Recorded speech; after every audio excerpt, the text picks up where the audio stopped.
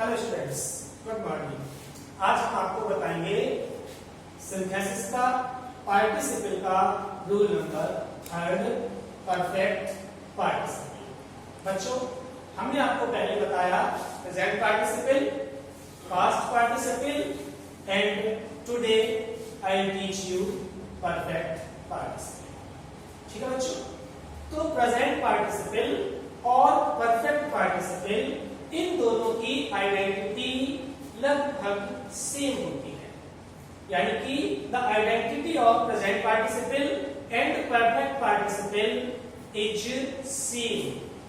Present participle में भी first identity, अगर आपको ध्यान हो स्टूडेंट्स, मैंने बताया था सेंटेंसेस के सभी सब्जेक्ट्स यानी कि सभी डूअर्स कैसे होते हैं, समान होते हैं।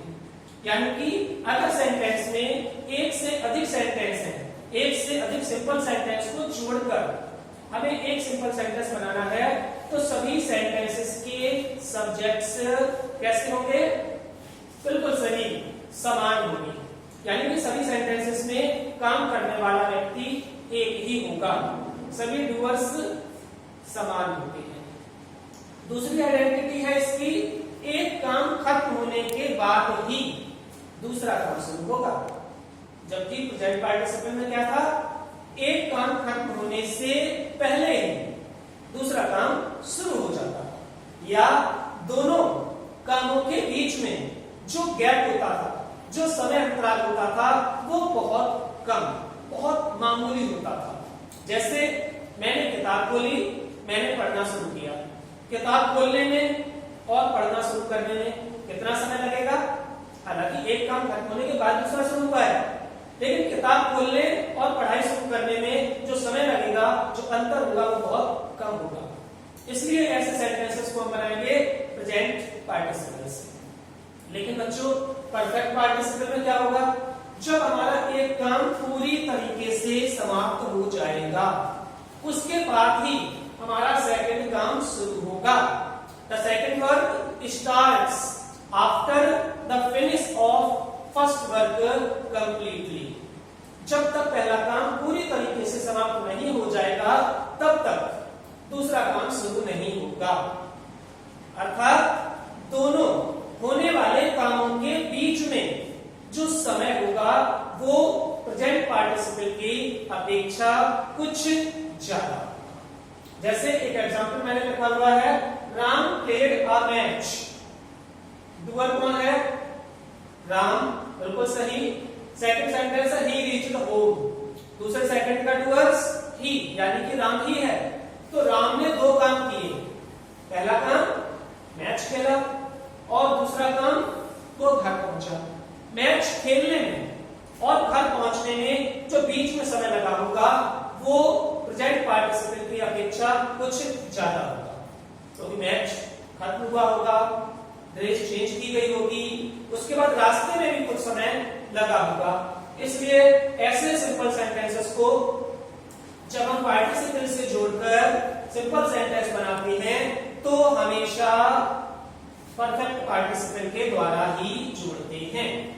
अब परफेक्ट पार्टिसिपल भी दो तरीके से किए जाते हैं। सेंटेंस एक एक्टिव फॉर्म में होते हैं और दूसरे पैसिव फॉर्म में। अगर हमारा सेंटेंस एक्टिव फॉर्म में होगा, तो हमारा रूल ये है, क्या करेंगे, फर्स्ट डूअर्स को, फर्स्ट सब्जेक्ट को हटा देंगे, उसके स्थान पर हैविंग लगा देंगे। Remove the first doers by having. First subject को हटा देंगे और सेकंड फॉर्म को थर्ड फॉर्म में चेंज कर देंगे। उसके बाद ऑब्जेक्ट लगाएंगे, देन कॉमा, और उसके बाद सेकंड सेंटेंस को लिख देंगे।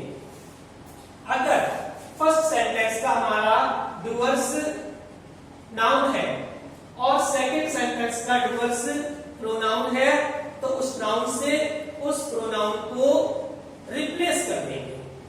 ठीक है, तो अब जैसे कि फर्स्ट सेंटेंस है हमारा, Ram played a match, he reached home.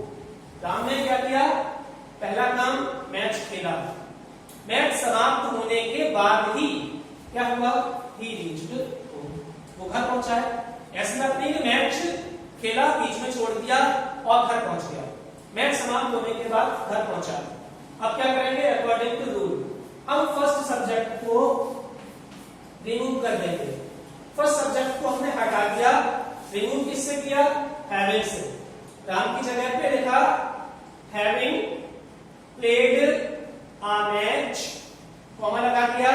अब हमने बताया था अगर हमारा फर्स्ट सेंटेंस का सब्जेक्ट नाउन हो और सेकंड सब्जेक्ट का सेकंड सेंटेंस का सब्जेक्ट प्रोनाउन हो तो इस नाउन को इस प्रोनाउन की जगह लिख देते हैं। आंसर क्या हो गया, having played a match, comma Ram reached home. Match खेलने के बाद राम घर पहुंचा। ठीक है बच्चों। अब सेकंड, ये तो हो गया हमारा एक्टिव फॉर्म का rule.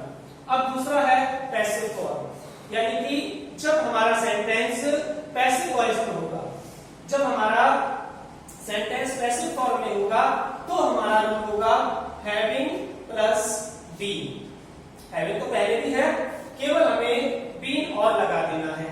Having plus been plus third form plus object, फिर कॉमा लगा के सेकंड सेंटेंस सेम लिख देना है। एग्जांपल है he was punished, he felt sorry, उसे सजा दी गई, उसने शर्मिंदगी महसूस की। तो he was punished passive voice का सेंटेंस है स्टूडेंट्स, नहीं मालूम? क्या पहचान होती है पैसिव वॉइस की, बताइए। अच्छा, वाई लगी होती है। ये जरूरी नहीं है कि हर पैसिव वॉइस के सेंटेंस में वाई लगा ही हो। पैसिव वॉइस का सेंटेंस वो होता है जिसमें जो काम किया गया हो वो किसी सेकंड पर्सन के द्वारा किया गया हो। जैसे he was punished, जो ये punished काम है वो इस he ने नहीं किया, उसे जो पनिशमेंट मिला, सजा दी गई, वो किसी सेकंड पर्सन के द्वारा दी गई है, वो वहां पर उस वक्त नहीं है।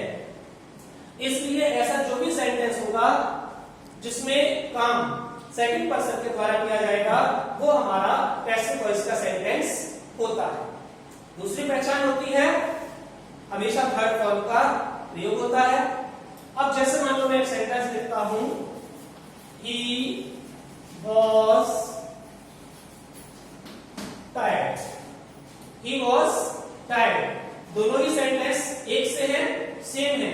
इसका भी सब्जेक्ट ही है, यहां पर भी सब्जेक्ट ही है, यहां पर भी हेल्पिंग वर्ब वॉज है, यहां पर भी हेल्पिंग वर्ब वॉज है, यहां पर भी थर्ड फॉर्म है और यहां पर भी थर्ड फॉर्म है। लेकिन सब कुछ सेम होने के बावजूद he was tired active voice है और he was punished passive voice, क्योंकि यहाँ पे he was tired जो भी काम हुआ है वो किसी सेकंड पर्सन ने नहीं किया, बल्कि इस ही ने ही मेहनत की जिसकी वजह से वो थक गया।